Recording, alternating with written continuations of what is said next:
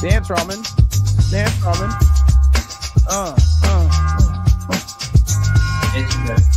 Go around. What's that okay? What does that mean?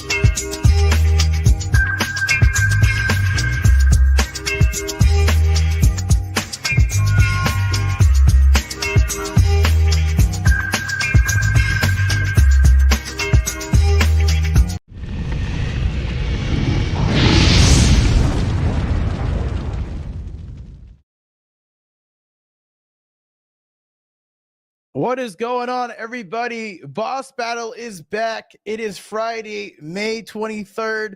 Robin, why do you have your sleeping thing on? That's what I used to go to sleep, literally. Nah, these is my cool glasses. You talking with telekinesis? He's not even moving his mouth anymore. Type shh. Okay. All right, buddy. All right, buddy. What's going on, everybody? This is episode 58 of Boss Battle. We have Ryan here from Elumia, aka Triumph Games. How you doing, Ryan? Doing good, man. Doing good. Rocking Illumia today, so a bit low for you guys. I guess this is mascot or Illumia. But yeah, I'm Ryan over at Triumph Games. I'm the CSO. And yeah, we entered Web3 with quite a big bang. So yeah, excited to talk to you guys today. Absolutely. This has been a long time coming. It's no secret that this is probably like one of my favorite, if not my favorite Web3 game out there. So I'm a little biased today, but Robin, how you doing, man? I'm great. It's been a long time coming. Glad to be back on Boss Battles. Hopefully Ryan will be triumphant today in his victory over these three bosses. Hopefully he can illuminate the situation for us. Mm-hmm. Oh my God. Well, you know I'm ready. Amazing. Well done. He's it's been a couple weeks since we've been live, everyone, but Ramen doesn't ever miss a beat, so glad to see him in tip-top shape for today's episode. We're gonna go over the rules real quick on how this show works. So you need to have an 85 A average or above across all bosses. Today we're going to be voting on X. So our lovely assistant, why did I say assistant? Our intern, I can't say intern, Jamie will be posting all of the polls on X, so be on the lookout for that. And there will be a cooldown period, which is the Slurpee voltage round, which doesn't have any effect on your score. Little fun, little silly questions to lighten the mood during the show. What's up, Robin? What's a vatage? I saw we had a vatage. A vatage? Is that French? We have a vatage round, sir? Yeah, it's vatage for shut the fuck up. How about that? Let's go to the first boss here. Robin, shut up! Majirai. All right, question number one on bus number one says, can you tell us what it's been like joining Triumph Games family and how the team celebrated this milestone? I knew you were going to...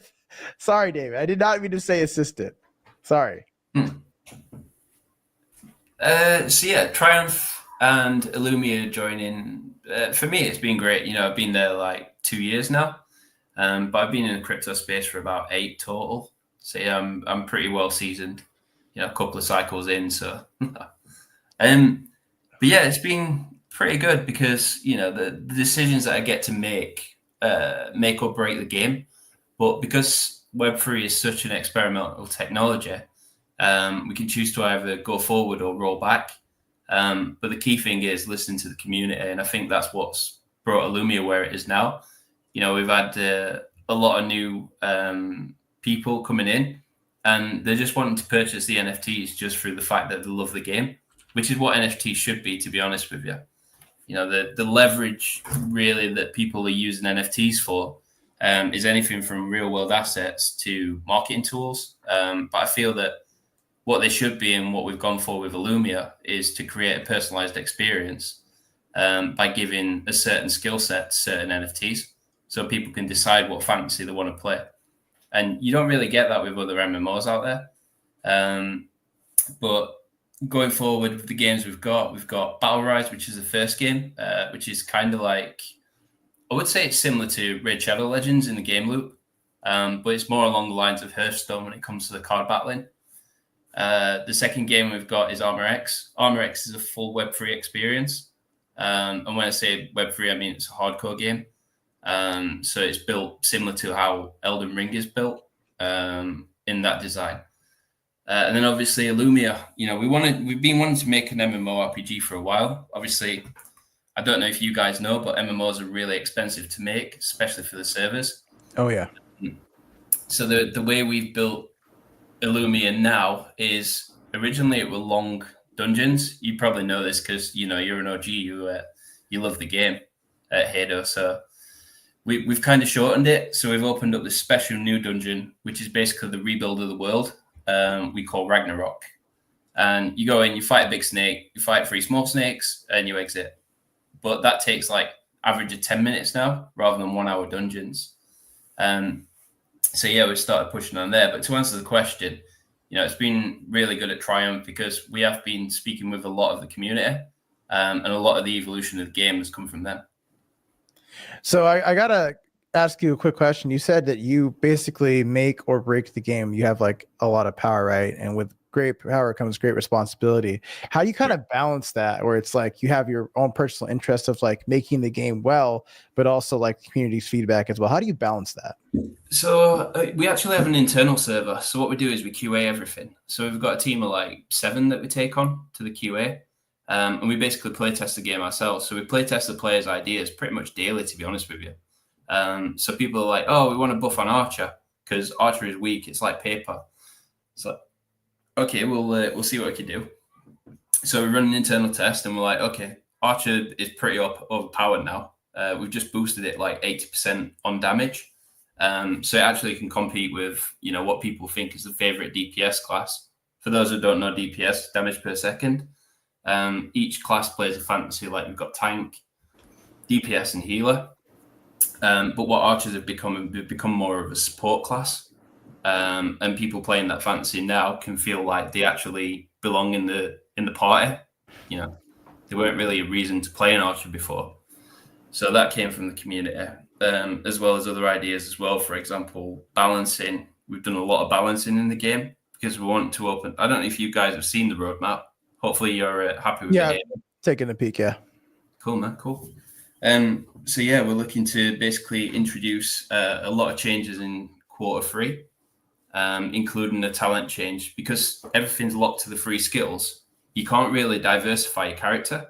So we're introducing the skill tree that allows you to basically be more diverse. I think this is a bit off topic, but I can go on if you like, or, you know, we can wheel it back a bit. Let's shout out the chat real quick. Moneyplane is giving you some props on your accent. Says, I love Ryan's accent. No diddy. Oh, love it. I'm no baby oil guy. Don't worry. Yeah, right. He did not say that. Oh man. I don't mess with baby oil. It's cool. You know, he's our Meek Mill. I'm a moisturizer. Chill. Let's dial it back a little bit. So for the people that are just discovering Legends of Elumia, for the first time, give us like the elevator pitch. What makes Legends of Elumia so special? And what can new players expect from Elumia? Very good question. So if you're used to traditional RPGs, you're going to love Elumia because the lore is very good. We haven't really explored the lore itself, but we do that in the future. But one thing with Elumia is the fact that it feels fun and your character actually gaining stats feels rewarding. I think that's one thing that people miss in games is the game actually feeling rewarding. We have turned off the earning mechanisms for now. Obviously, our focus is on free to play, but we do plan to turn it back on. And we plan to turn it back on in a big way. So you'll hear about it as soon as it happens, Ado and Ramen. But yeah, I think the most fun part about it is just getting in with a party, with a group, and basically just going at it. Everyone's got a different play style in the game as well. They know how they want to play their champion or they want to play their battle mage. Like the mage is actually more of a tank in Elumia. You'd probably agree with this as well playing it. Like the tank is basically the mage and then champions are the DPS. And then the archer would just, like a guy who brings the key. That's the easiest way to explain it. Yeah. So we've kind of moved away from that. But yeah, there's loads of different reasons to play, to be honest with you. But it's got to be the fact that it is quite in-depth as an RPG. Like you do only have 3 skills, but depending on how you use those and the situations you put yourself in, like for example, you can be a level 1 player, but you can play with a level 50 because we've done a scaling system. So level 1s can play with higher levels and not be penalized for it. We don't really see that in other MMOs.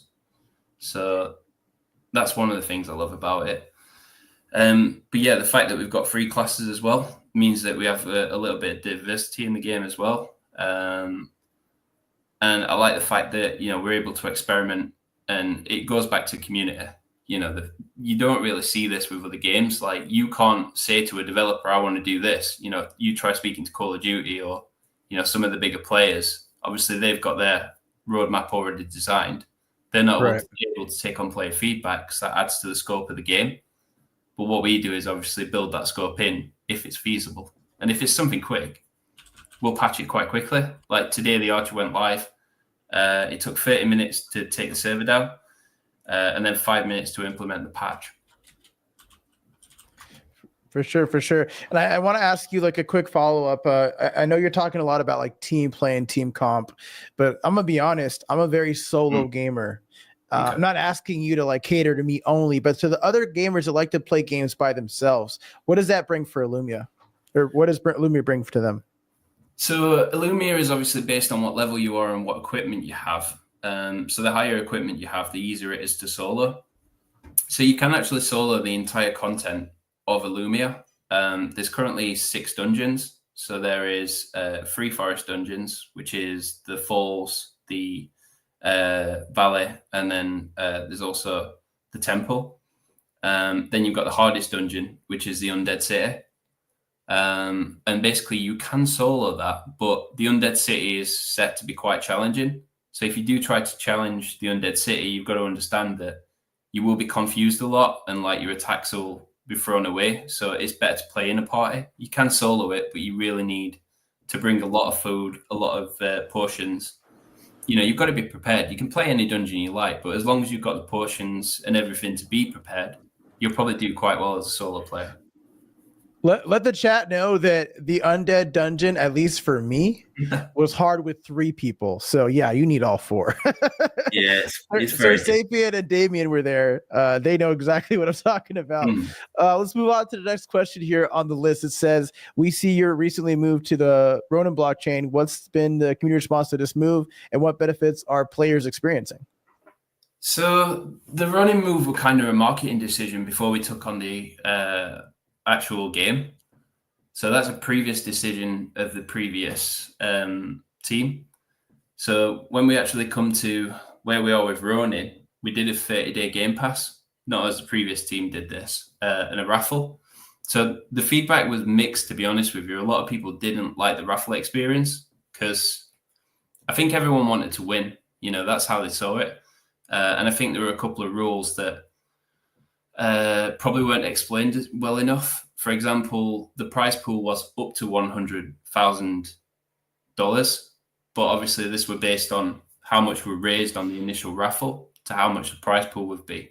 But I don't think it was clear enough. So when we actually came in, we thought to ourselves, what's going to be rewarding for all players? Because we had 10 winners of the raffle and they split like 6,000 RON, I think it was, in total. And RON was about 72 or 80 cents, something like that.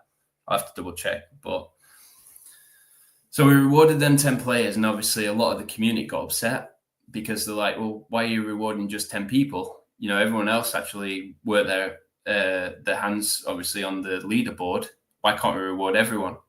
So we came away and we thought to ourselves, right, I get this. We can reward the top 100, but what we decided to do instead is, because it were a running box and it was only a 30-day game pass, we decided to reward everyone with 10 running boxes. And inside these running boxes were items up to legendary. So a lot of people got some really rare items, as well as the pet dogs. So the pet dogs at the moment are around 0.3 Solana on the floor, and there's some people holding nearly 20 dogs from the fact that they've opened up the boxes. And we did that for everyone in the event.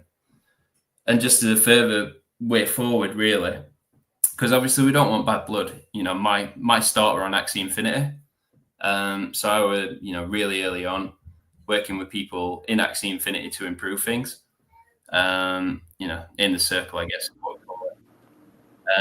So I have a lot of love for that game, and obviously the running chain as well. But over time, I think that where we are now, I don't know if running is the right chain. So that's where we're currently sitting. We're on the fence with it.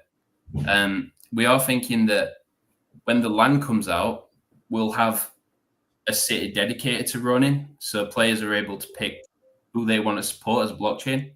So for example, you can be in running city, and you can fight for running. So you'll fight for land, motherland, wonders, all these different things that are on the map. And you'll basically rival against other blockchains as well in a friendly way. But it should be fun for the timeline. That would be kind of cool to see, like the chains kind of battling it out on the timeline, like the blockchain wars, if you will. But let's stop talking on Twitter and start fighting with our fists and all sorts of other things in Elumia. I kind of like that idea, actually. No, I think a lot of people do, to be honest with you. I think that because the team behind Elumia and the team behind Triumph, we've traditionally built like war style games, like Clash of Clans style games. You've got to think that Elumia will probably lean more towards Albion. Like, we're removing all the NPCs and we're letting all the players craft. So everything will become a material system. Because at the moment with the Solana item system, the items are going into the store, and it's like 0.001 Solana for the floor price item. But the floor price item is a floor price item. But then when you've got 10,000 items, you're then obviously not working on rarity anymore. You're working on the floor price. So to combat that, we're introducing a material system that then allows players to craft the items and wear the items. So they can basically take a random effect on what they build. And here's a bit of alpha. Only the NFTs with a crown pass will be able to craft items.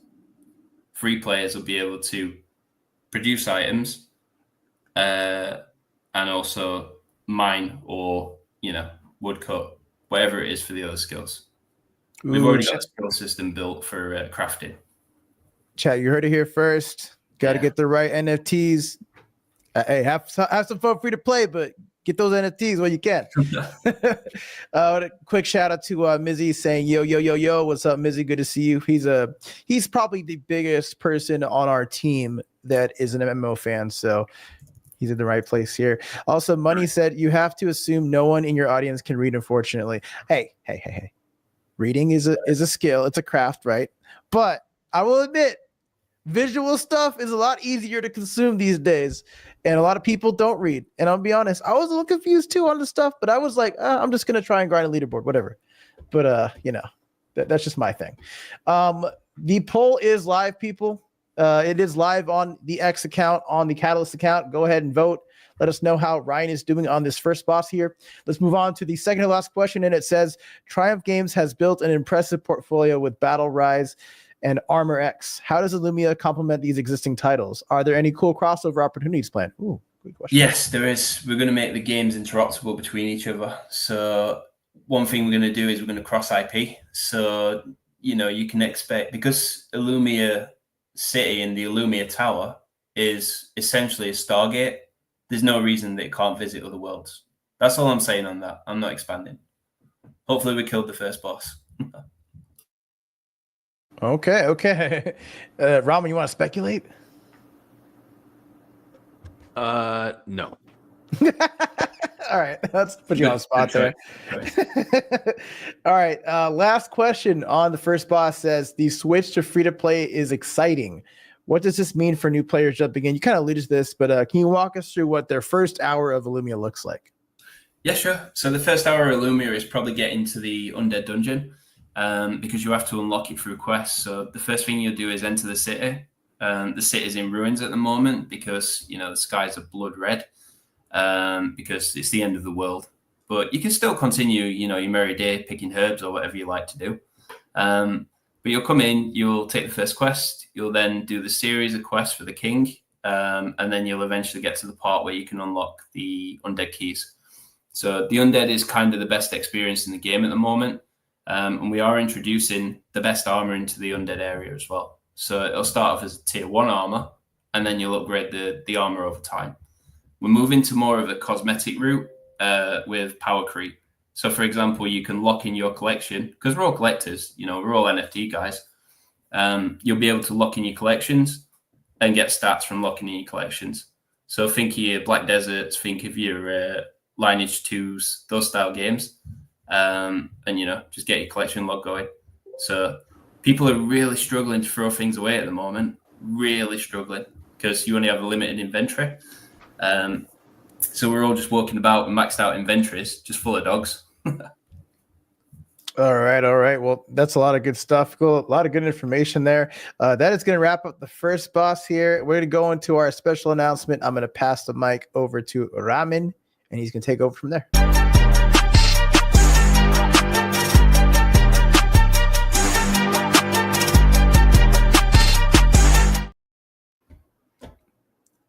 Am I back? Yep, we're back. Yep. Oh, yep. Okay. No, my audio. I hit the Bluetooth on my headset and I couldn't hear anything. Yo, that was some. Whoa, Ryan. Oh, he's back. He's back. Oh, he's back. I was like, wait a minute. He's gonna miss the best part because, ladies and gentlemen, you get to go and collect that. My favorite word, free Play Lumia badge. If you haven't seen that over there, we got that free badge. And what is that badge going to be for? Well, maybe we got some really cool stuff cooking over here in the Catalyst ecosystem, and you might want to start collecting those badges down there in Lincoln. Thank you, Vanna, for giving us the showcase. You get to see this thing right here. Look at that. Look how easy it was. It was literally, you go there, you click. It's gasless like everything should be, but, in a perfect world. And, make sure you collect this thing. And show them the whole collection. I mean, this isn't our first rodeo. We've got a ton of them over here. Oh, man. Come on now. Goes on for days, man. Like it goes on for days. Great titles. It goes on.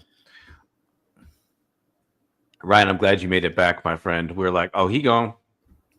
No, I know what happened. I think I clicked start camera, and obviously the camera's not hooked up to this one. It's all right. It's all good. Did you collect the badge, though? That's the most important thing. If you go, I will collect the badge. Yeah, I've got to. It's part of my tribe. I've got to get my badges in.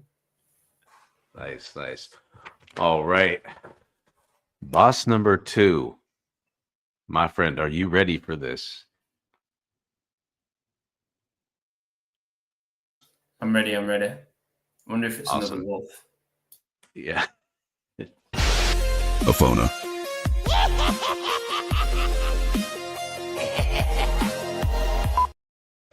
Yeah. Oh man, spiders, everyone's favorite. Yeah, I got like a weird arachnophobia too. I know they're supposed to be good for them, but and the poison on those guys, man. Yeah, they're ridiculous. The poison be crazy on spiders. Anyway, all right, boss number 2. First question. So you operate a dual token system with ELU and EKS. Many games struggle with token velocity issues. How does a new free-to-play model solve the classic problem of players dumping earned tokens rather than reinvesting?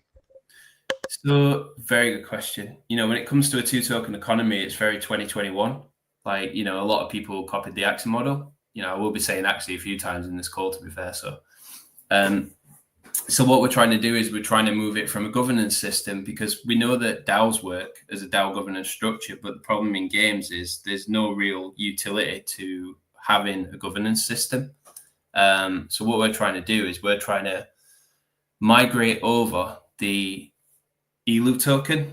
We have taken a snapshot originally, the first snapshot, that was basically for holders to take a 10-to-1 Triumph token. So we're moving from a governance token to a studio token. So what this allows people to do is stake the Triumph token and receive a mixture of in-game rewards depending on how long they're staked, and also opportunities to whitelist, so the things like that, and obviously the token too. So with this ecosystem, we're allowing people to invest at an investor level just by holding the token.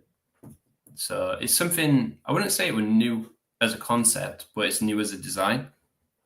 And we moved to a reward system economy. So EKS can actually become an ERC20 C token, which was designed by Limit Break. And what this allows us to do is basically reward players for continued play. So they can either play to unlock the token, which is one way to do it, or the other thing we do is we're keeping the same model as it is now for the first few months on EKS, and then we'll move EKS to a seasonal token. So with seasons, it'll be the prize pool of every NFT sold. So you sell your NFTs, you buy your NFTs, your in-game marketplace. Definitely shout out to Limit Break. Yeah, they were innovative, to be fair. Seeing them on the Super Bowl was pretty wild, seeing a crypto project, but they went beyond what they actually were. But yeah, I could talk about Limit Break all day. I won't, but I could. So yeah, we're basically introducing EKS as the player's economy. So rather than having a supply, the players actually mint the token into existence. So for example, you've got 2,000 dust in the game. You want to take that dust out daily. It'll then become tangible currency. So doing this means that the players own the economy, not the game. And it's up to them what they do with it. And the land system, we're going to use the Triumph token to feed the treasuries of the different capital cities. So for example, Triumph token will be split between different capital cities, and they'll have a certain level on their city, and they'll receive a certain amount each day. And then they're able to obviously take tax and income from people who own shops in their city. And then obviously the other things as well. I won't say anything about the other services, but guilds become companies rather than being a guild system. So rather than you just having a guild who's, just a case of bringing in players, they're farming for you. You can have different style of guilds. So you can have a mercenary guild, a fishing guild. You could do your guild however you want to do it, and you can set up sub branches as well. So you can set up sub companies within the companies. So I'm giving too much away, but there's a lot planned. That's okay, Ryan. Everybody gives up alpha on the show. They just can't help it. This is the place to do it. I'm looking at a ramen box, and it's just like, what? I want to talk to this guy. I want to tell him everything. You can just a ramen box, right? Ramen's tasty. You just Pause. Just gotta look into my eyes. No, I'm kidding. I'll be back. Are they green onion on top then? How dare you not notice the cash, but the 2 green onions only? Let me show you really quick. I got one. Oh yeah, there we go. I got see 2. the egg now. Yeah, you see, I got that half an egg. You see this? I got some chopsticks over here too. I got some. Oh, yeah, I'm not sure where this money comes from, but is representative of Whose man's is this? Whose man's is this? Yeah. Thank you for noticing. I wish more people in my guild would notice these cool, detailed features about my. I'm just playing. No, it's great. Hey, don't know. Yeah. All right. Before we get sidetracked on my amazing aesthetics, thank you so much. I feel so much better about my self-confidence today. We're going to go to the next question. Question number 2. Boss 2. Genesis NFT holders paid significant amounts for exclusive access. Now the game is free to play. What compensation mechanism exists to protect these early supporters' investment beyond just the exclusive cosmetics? So if you receive a crown pass, you're receiving the Genesis land. So you guys get the Genesis land. So that's the first thing that you receive. So we're not actually charging like a traditional land sale. You're actually going to earn land directly in the game. And you can build whatever you want on that land. You know, we have it where you can farm your crops. You can do whatever you want on there. You can invite people to your house, have a look at your trophies, go in your dungeon. You know, there's many things that you can do. But this is all permitted by the king. So in the game, one person will become the king. And basically you can overthrow his power. So if you don't agree with what he's saying, whether he's set the tax too high or anything like that, you can literally attack the kingdom. Doesn't matter what blockchain city you're from, you can attack the king and overthrow him. Wait, there's raids coming? Whoa, I like this. Keep going. So the first raid design was a dragon. So I'm sure you fought the dragon as well, Hado. It unlocks at level 30. And basically the dragon is the first raid. So there will be a raid against the king. And the king will be a player, but it will be obviously having some level of power creep because he might be against 50, 60 people at once. We're trying to scale the servers now because we currently on AWS. And the way the server works currently, we can probably cope with around 500 concurrent players, which probably equates to about 20,000, 30,000, maybe 50,000 MAU, monthly active users. So we want to scale the server up with Google Cloud.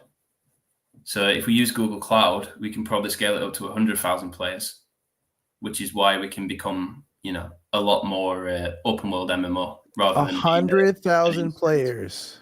Potentially, it could scale up to that. I'm not saying 100,000 concurrent players. I'm saying that we could have a monthly active user base of 100,000 players, or we could have multiple servers with players on those particular servers.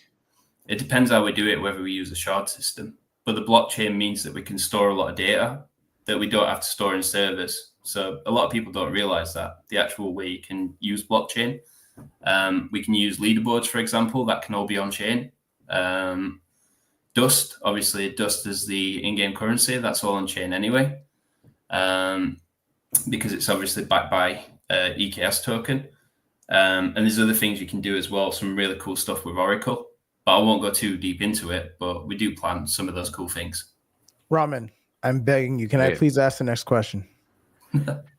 I was just more wondering. I thought they had like 100,000 players on Ronin. Don't they have doesn't actually have like 300,000 or something like that, or not all at the same time, but potentially. Potentially. Oh, okay. No, I was asking. Yeah, you want to ask the next question? This is like the first time ever this has happened. It's I'm down for this. It's different. There's a reason for this because I've been asking for a while, actually.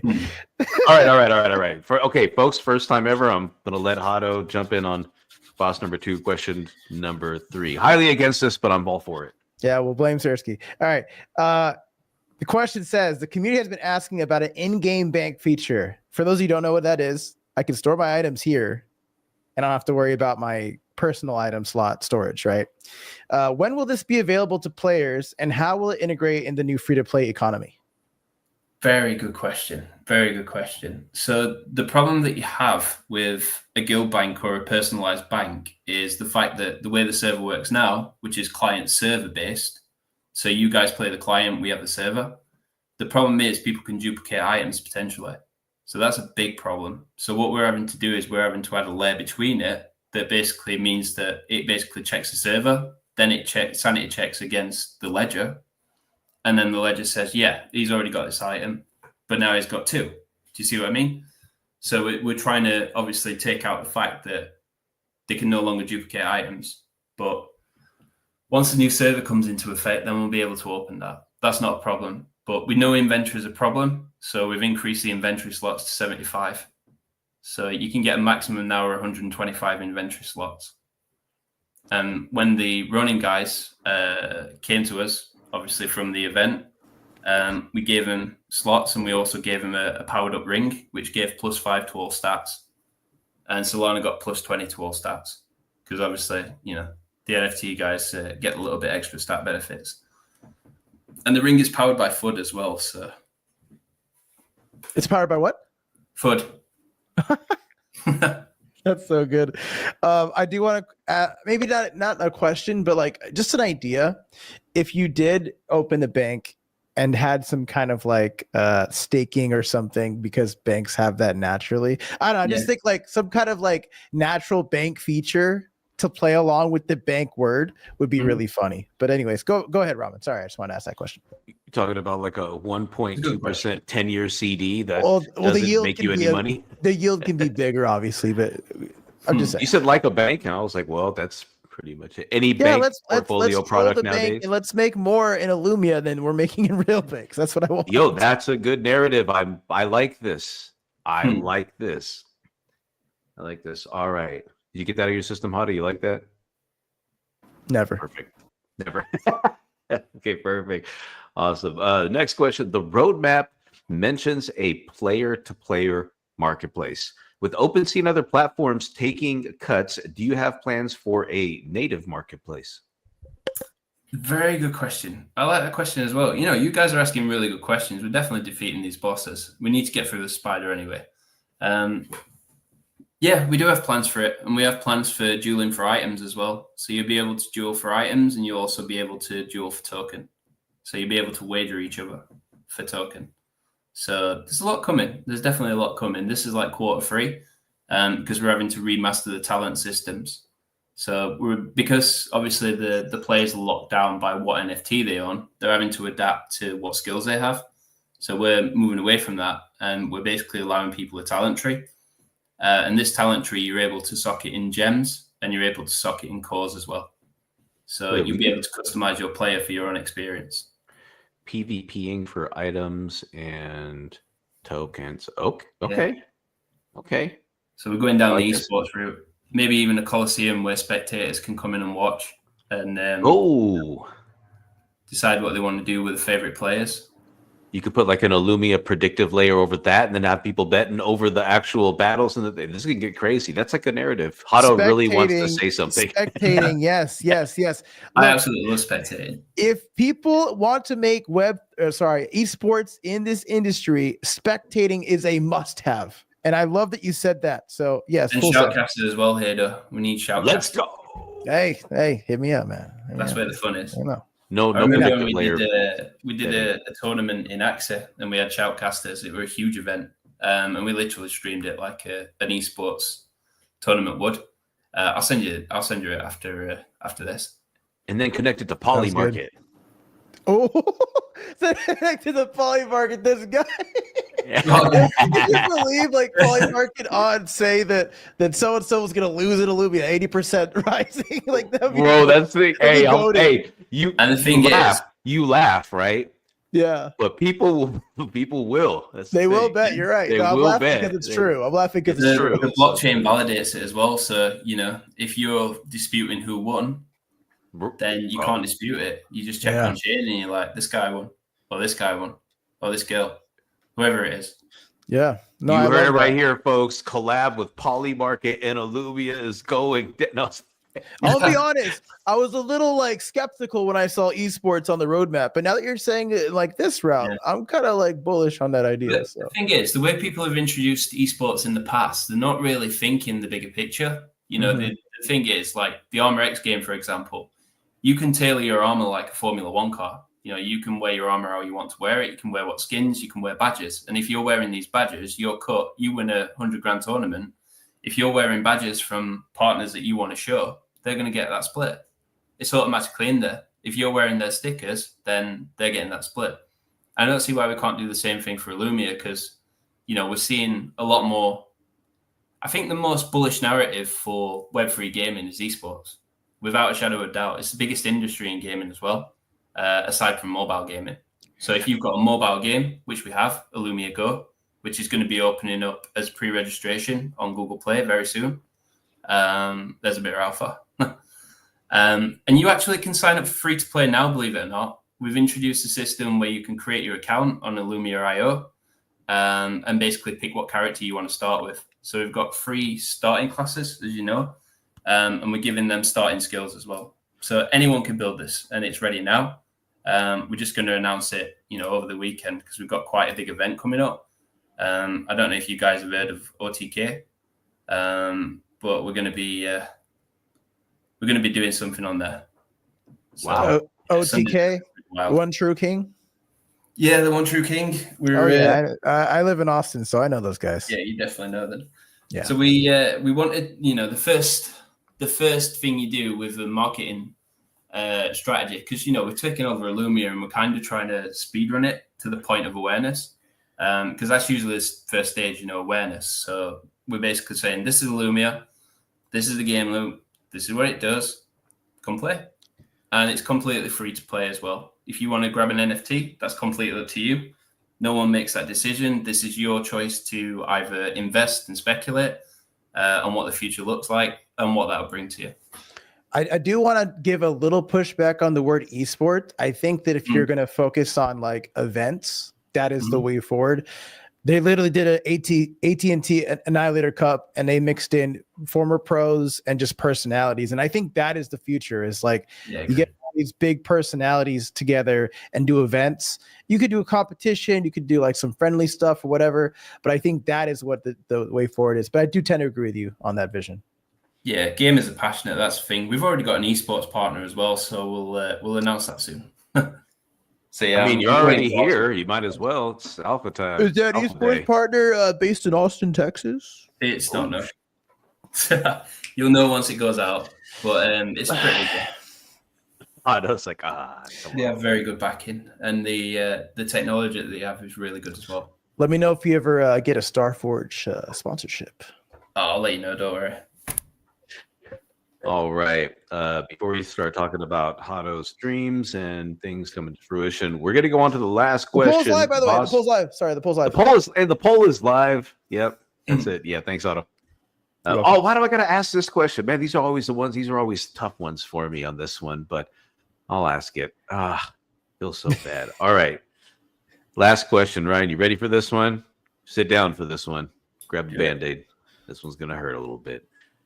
All right. The ELU token has dropped 97% from all-time high of 15 cents to around 0.004 cents. For investors who bought at higher levels, what specific utility improvements or token burns are planned to address this massive devaluation? You had to use the word massive.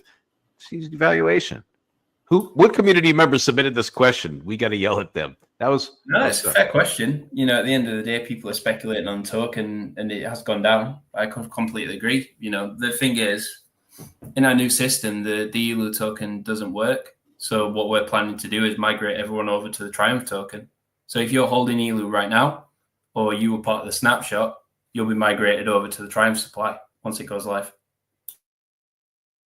There it is. Short and sweet. Rip the Band-Aid off. And you know what? Always got to appreciate, we always say this, right? Kind of like a broken record, but always appreciate the transparency going forward. But there's plans, right? You're not just leaving people be like, we'll let you know soon. And then everybody's, taking an extra 3 months because they're all anxious. There's an actual roadmap and plan. Far too long. We don't use the word soon. We use the word it's in scope and it's coming. That's what we'll say. I like and that. We'll tell you when it's coming as well. We like to be 100% transparent. That was our idea from day one is, there's people who have invested very early on. So we just tell them what's happening. Like we're looking at 6 weeks total for the entire scope of free to play. It's broken down into 4 different sprints. So yeah, there's transparency. He's used the right verbiage. I think you have a certain level of emotional quotient too. You're very relaxed. This isn't your first rodeo. You're delivering. You're not getting all frustrated. Sometimes it's hard to ask those questions. So I really appreciate that, Ryan. But that's going to wrap it up for boss number 2. And then we're getting into our lightning round. A little bit more casual, a little bit more relaxed, quick fire. And this has nothing to do with your actual score. Just a little bit of a break in between this. Ramen, do you want to do an ad break or no? I mean, if it's your ad, I'll watch it. But if it's anybody else's...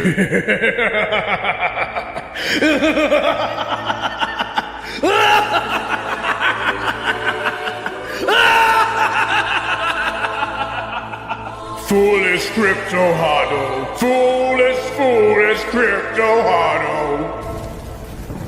With a name like that, this guy thinks he's a crypto guru, but he's really just a shit gamer. Isn't this the guy who thinks a minimap is a requirement for a game? Fool! It doesn't surprise me that this loser quit Valorant! Don't be like him, gamers. Get Slurfy. It'll make your gaming experience over 9,000! Drink Slurfy. Enjoy the blast. Know your place, gamers! Know your place! Follow for more content! Or your... I like what you got there. Let me show you what I got. Check this. Slurfy.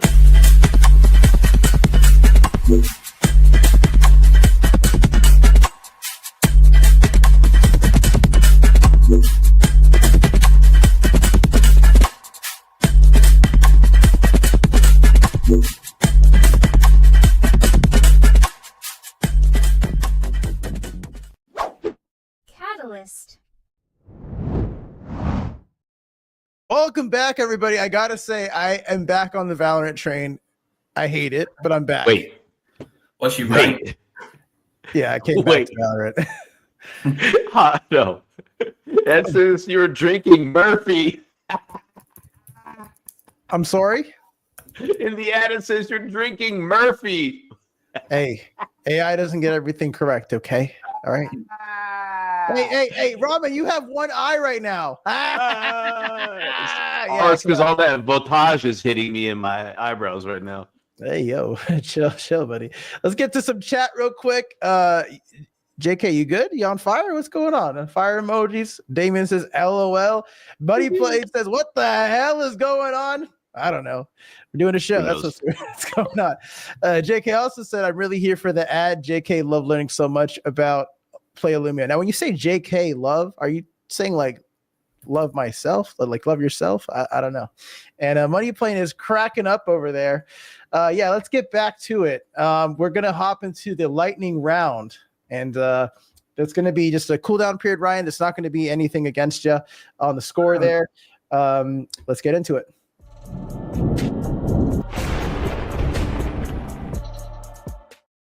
Shout out to our production team for getting that very quickly, by the way. So I'm gonna do the first 5 questions, and Raman's going to do the next 5 or the last 5.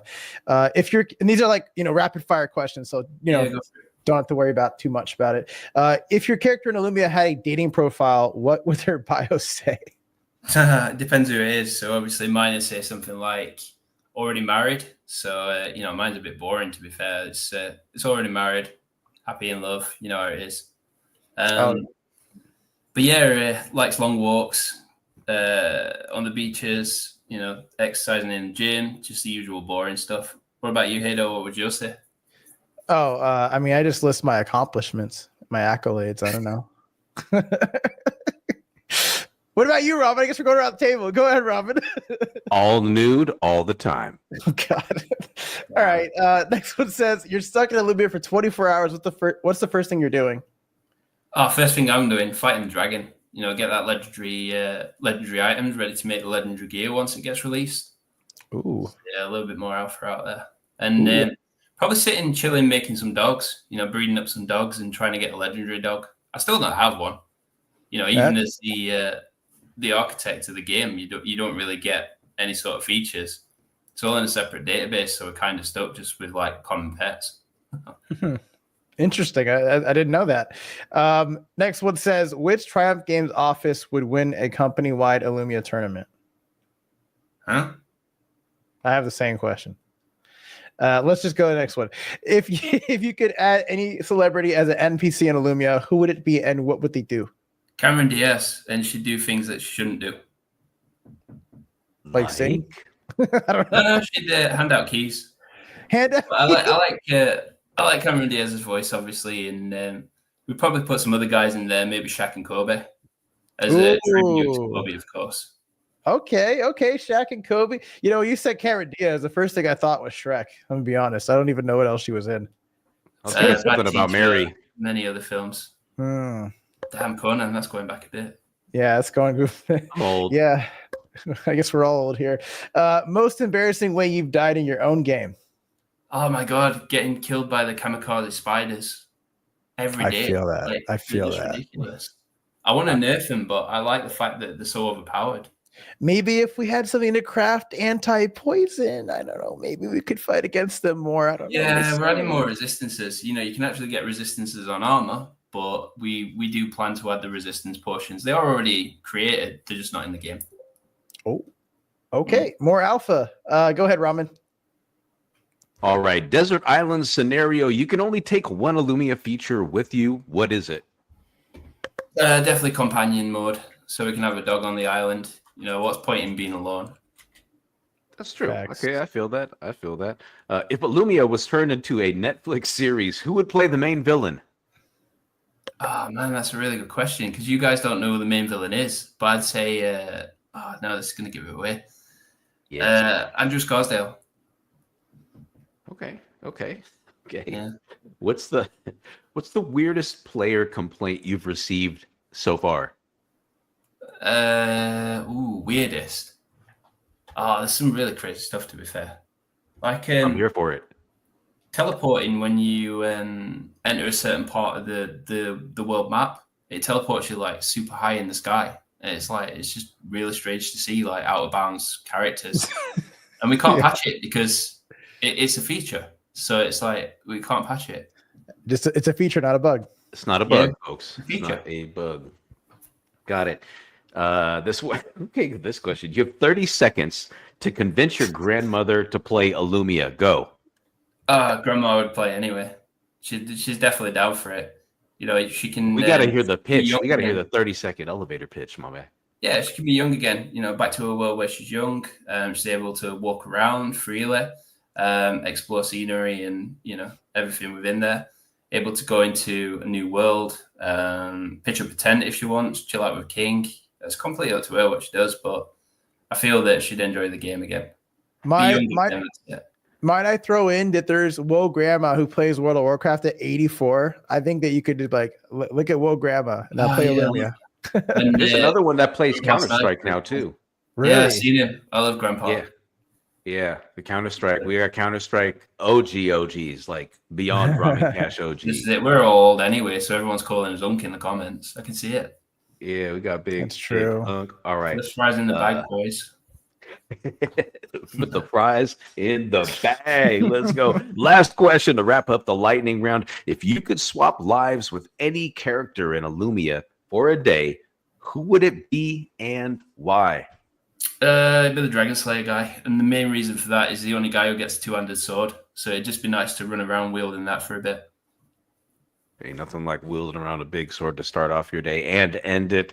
That wraps it up for the lightning round. Hado, we ready to jump into boss number 3? What are you laughing at, sir? Your wordplay is just peak as always, my friend. Let's just jump into sir. the next Thank one. you. By the way, chat, on this last one, me and Ram are going to alternate. So I'll do one question, he'll do the next. That's how it goes. Reaper.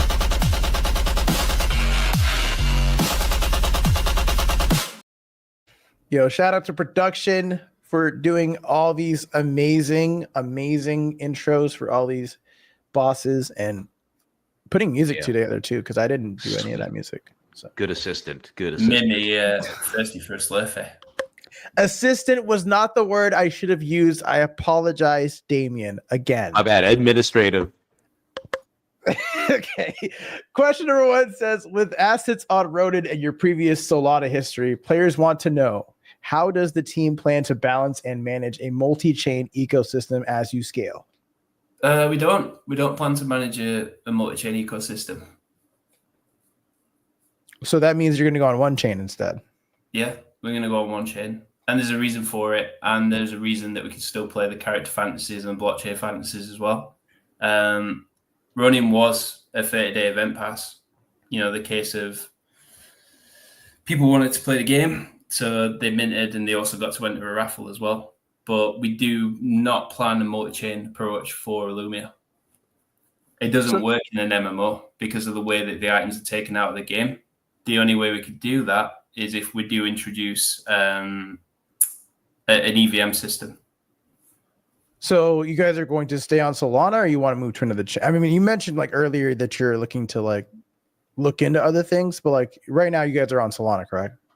Yeah, that's exactly right. We're on Solana. So the history is on Solana at the moment. But the problem we've got is when you mint an item, because the fees are Solana based, it is quite expensive. So players will probably be not attracted to that. We're looking at probably about $4 per mint currently as it stands, and that's not our price. That's the price because Solana's raised so much over the years, which is good. I'm happy to see the price action on Solana. I just think from a player perspective, it's very hard. The only other way we could do it is if we went for compressed NFTs. But the problem with the compressed NFT market is it doesn't get enough exposure, whereas standard Solana NFTs, PNFTs, get a lot more exposure, especially on their marketplaces like Magic Eden.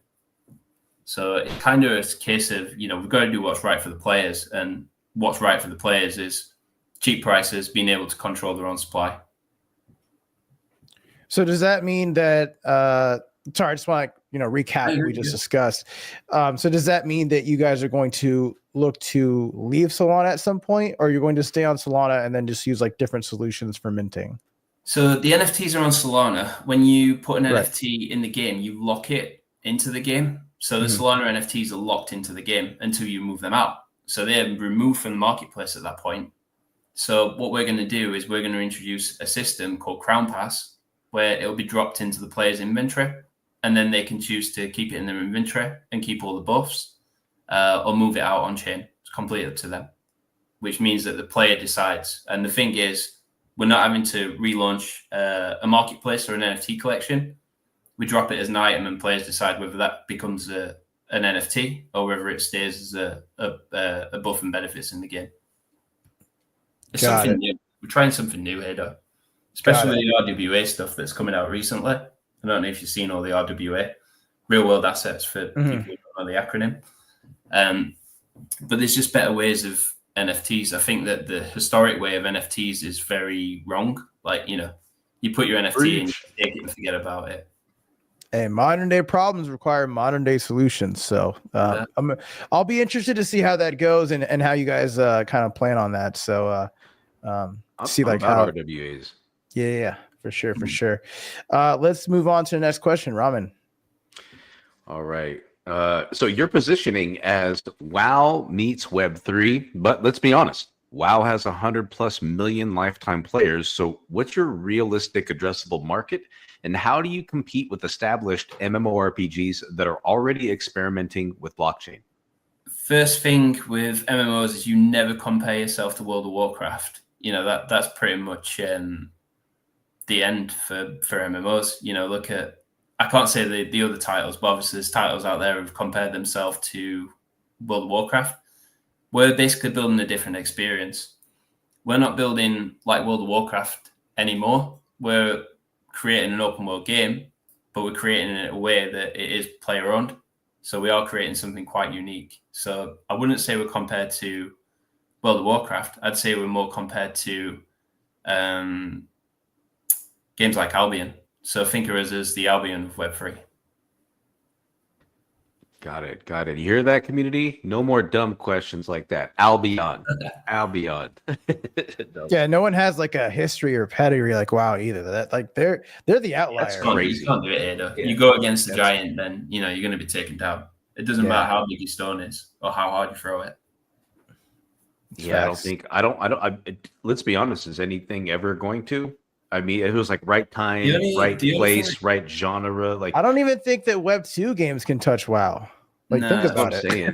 Like, the only game that came close. Sorry, Roman, you go ahead. Go ahead. No, you go ahead. I'm just saying the only game that probably came close to the fun playability of what World of Warcraft has is a game called WildStar, and that's no longer around. But that was a really good game, and it did compete with World of Warcraft in my eyes. But other people might have different opinions. I know a lot of people love Guild Wars. I were a big Guild Wars guy as well. So, and there are a few MMOs out there. Even Aeon. Aeon is a free to play, but it does have a very large audience. I used to work at Guild Wars too. I was in the support team. So and Guild Wars 1. So yeah, well versed in that one. What's that? I played Char. Oh yeah. forgot. It's been so long, dude. It's been so long. But like we were required to play the game at work. It was kind of weird. It was a weird job, but it was fun. It's a fun job. Didn't pay well though. Next question says the Web3 gaming space has contracted significantly since 2022. Is this acquisition essentially a bet on the market recovery, or are you pivoting to a Web 2.5 model where blockchain becomes optional for most players? You kind of answered this a little bit. If you want to expand, you can. Yeah, sure. Blockchain should always be optional. You can't have it 100% in the game because people will play the game how they want to play it. So the way you do it is you offer the experience free to play, and then people can decide whether they want to go deeper down the rabbit hole. It's not your decision, it's the player's decision. And I think that's what a lot of games get wrong. They try to push Web3 on people. And there's so many ways now where you don't have to push it. Account abstraction, for example. That's a really good way to just say, they find an item in the game. Matt always says this, who's my boss. He says that, you find an item in the game and someone tells you that that's worth $500. You're like, what? How? And it's like, it's already in your wallet. And then you check it and it's like, yeah, it's there. And then you can list it on the marketplace. And players are playing the price that they believe the item is worth. I think that has more intrinsic value than, forcing a system on people.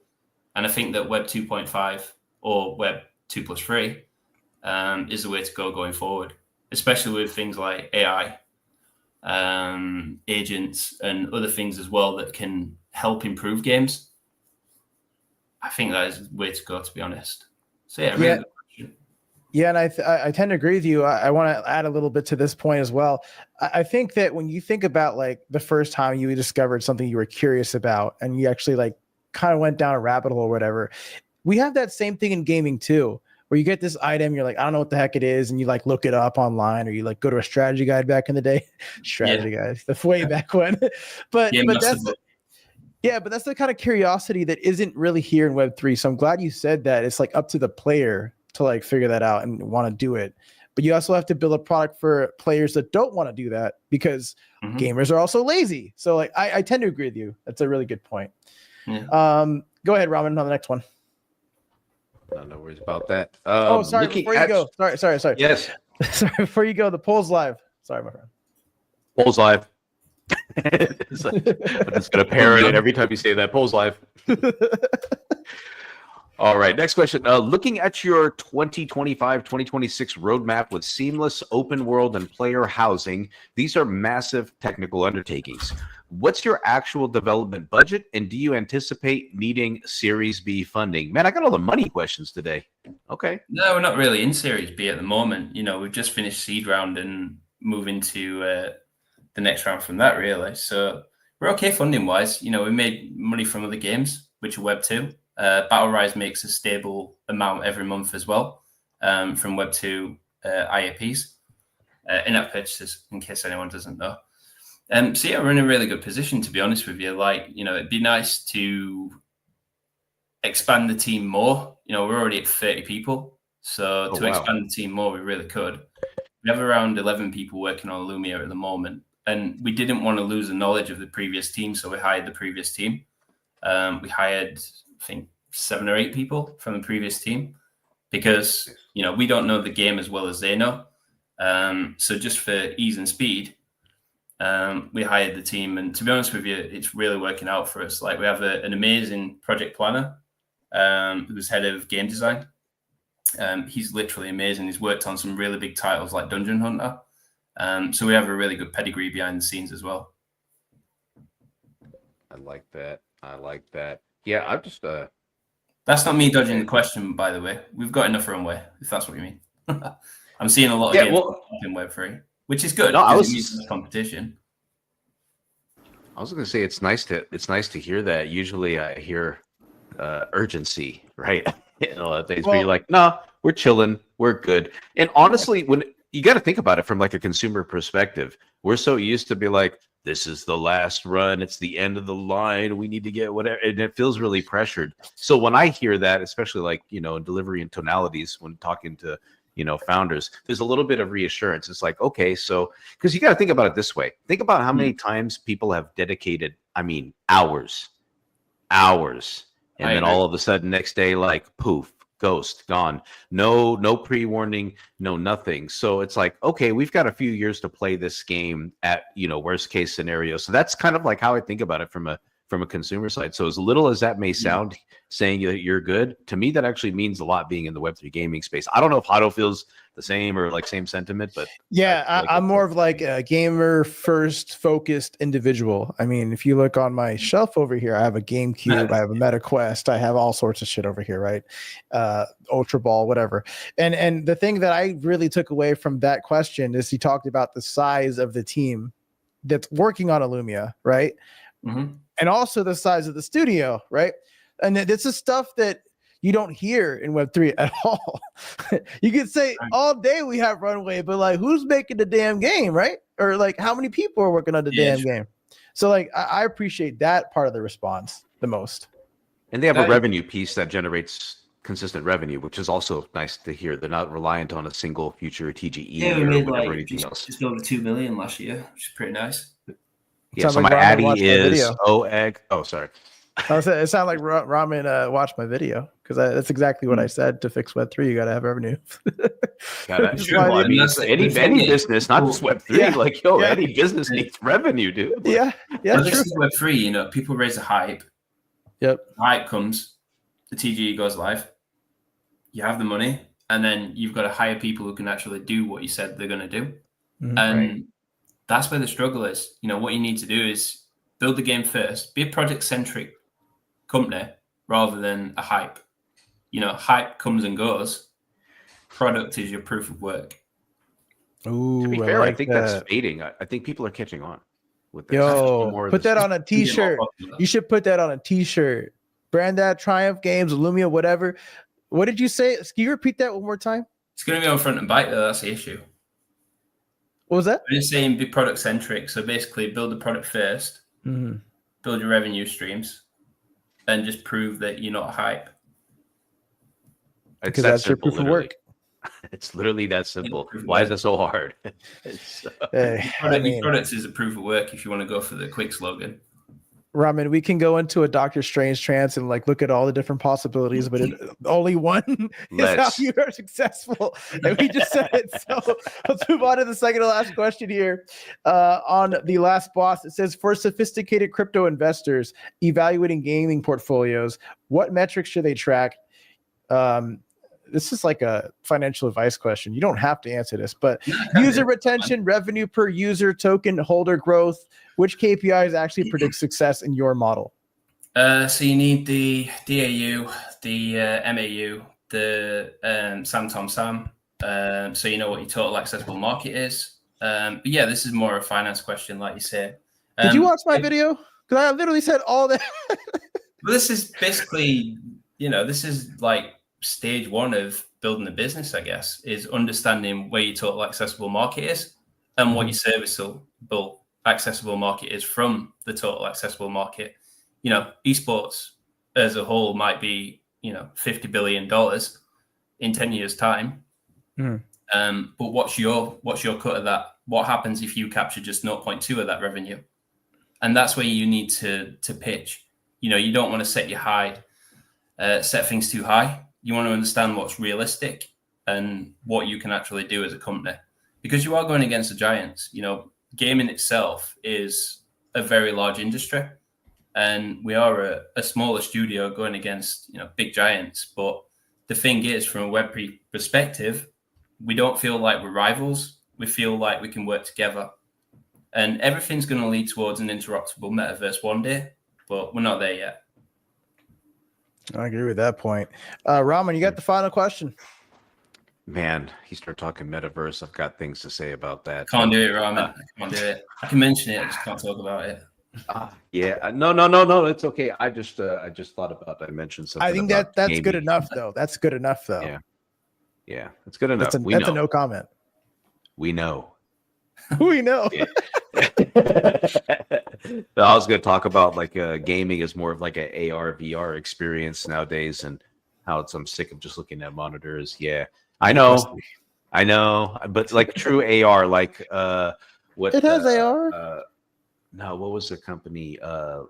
something Leap, Magic Leap. They were doing it, but they ended up moving to like commercial application and stuff like that. But they had a really cool AR thing. Anyway, final question. This one is the full English breakfast question, the bangers and mash of questions. Are you ready, my friend? Yeah, but there's no mash on a full English. Well, I put bangers and mash. Listen, I'm trying to, find Now he commonalities gotcha. here. How does it feel? You Yeah, gotcha. J. Roman, You've been smart, gotcha man. me the whole show. Now it's your turn. Yeah, I'm glad you got me. Anyway, final question. In 2027, when somebody asked, what did Triumph Games accomplish with the Elumia acquisition?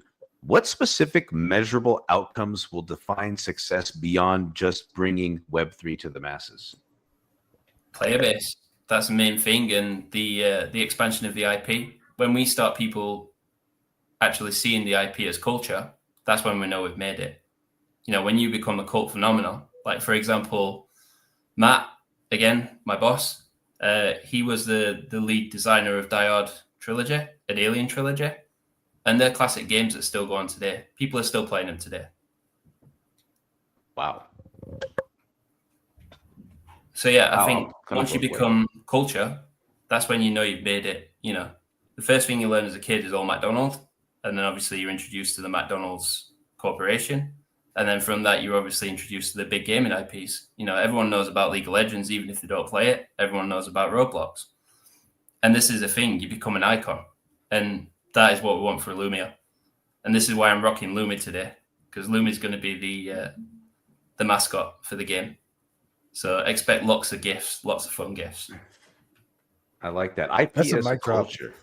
That's a big undertaking, but also the thing that I think is necessary. And like you said, you named that off. There's some monstrous IPs, like you said, the PepsiCos and the McDonald's of the world, and all those different stupid jingles that you hear, but the jingles. So whether you think it's dumb or not, you know what it is. So that's a great question. Great answers today, Ryan. Absolutely blown away. I think you held yourself well. You delivered some really solid answers, whether it was financial or you're talking about culture or moving to blockchain. So I just want to say thanks, for your time today. But there's more, but I'm just saying you're great.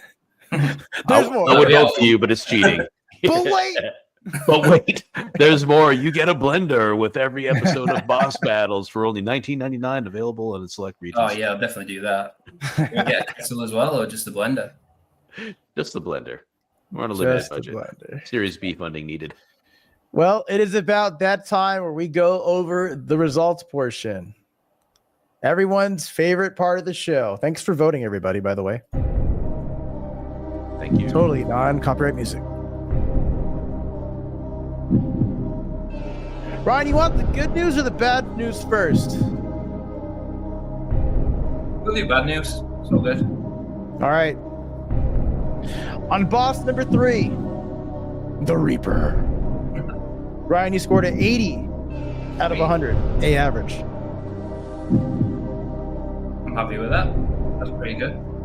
On boss number 2, the spider that we all hate. You scored a 100 out of 100 A average. Yeah, no way. I'll take it.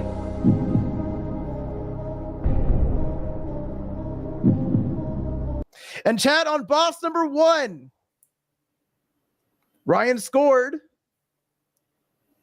100 out of 100, puts him at 93.3. 333. Whoa. Goes forever. You are the winner. Come using chat, guys. Come using chat. Ryan, how you feeling? Feeling good, man. Yeah, I'm feeling good. There were some tough questions in there, which I respect. There's no such thing as a bad question. There's just a way to obviously deliver it correctly. No one likes to hear bad news, but you've got to do it in a way that people understand the reasons why. And I think, I pride myself on that. I like to be transparent. And the fact that I can be transparent means that we're doing something right as a company. Transparency will save not only Elumia but Web3. I believe. I believe. Marriages. And Ramen, what did our contestant win today? Well, my friend, if you enjoyed the free badge from earlier, then you will be receiving and also a trophy from Catalan. Otto's trying not to laugh. I'm sorry. I'm And not- this is I would gonna just- Go ahead. We just get the intern for a week. I felt it. He was going to leak it Intern out. for a week. Yes. Now we do come back a the better company guy. swap. Swap interns. Swap interns.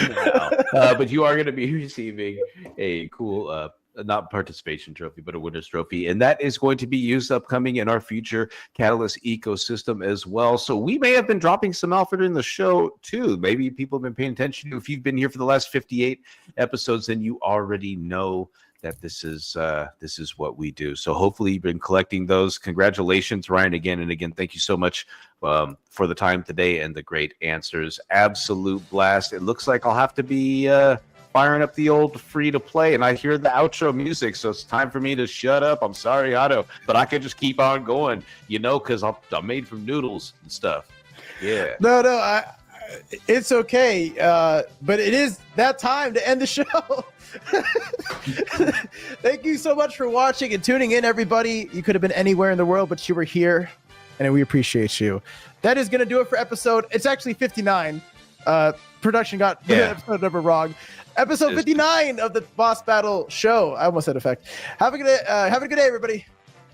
Cheers, guys. Catch you all. Peace. Peace.